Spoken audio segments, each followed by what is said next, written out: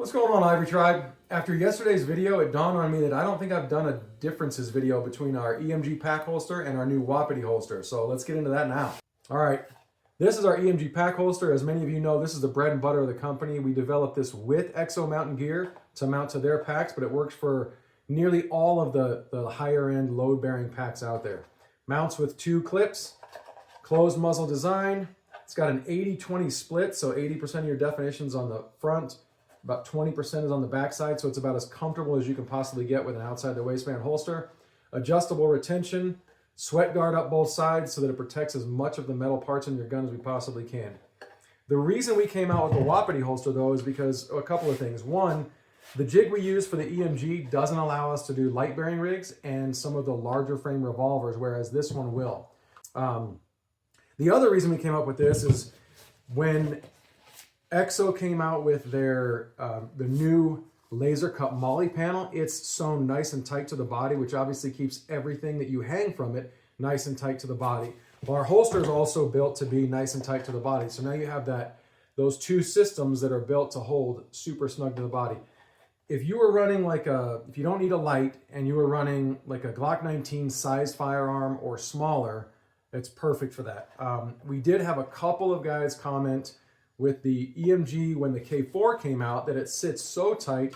They were having a little bit of an issue with the sights of their larger frame guns like the Springfield XDM full size, the Glock 20, which is a full size, kind of putting pressure in their ribs, or because it's such a tall frame into their hip when they're going on like uphill ascents and hard uphill climbs and stuff like that. So we wanted something that would sit a little bit farther off the body so you wouldn't get that. The benefit is that on some of those larger guns, like again, the Glock 20, which is a full size 10mm, you're not gonna get the firearm or the shell of the holster touching the body at all.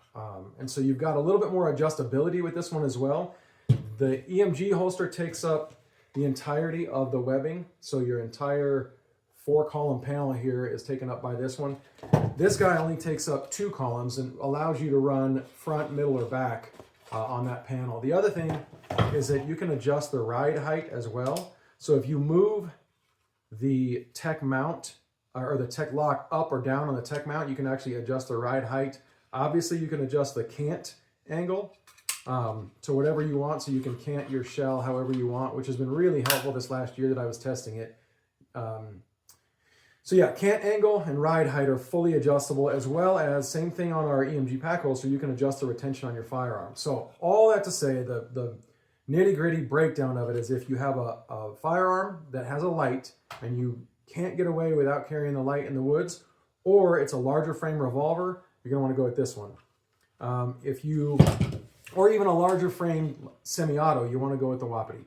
If you're running anything in the way of like a Glock 19, which is still a pretty good sized gun, or smaller than that, on like the K4 system, the EMG is going to be the ticket, as long as you don't need a light on that. So that's kind of where we stand. Hopefully that all makes sense. Let me know if you have any questions. I'd be happy to answer them. I'll talk guns and ammo and hunting and stuff all day. But yeah, that's the gist. So drop any questions. Appreciate it very much. Check them out both on ivoryholsters.com. And that's all I've got.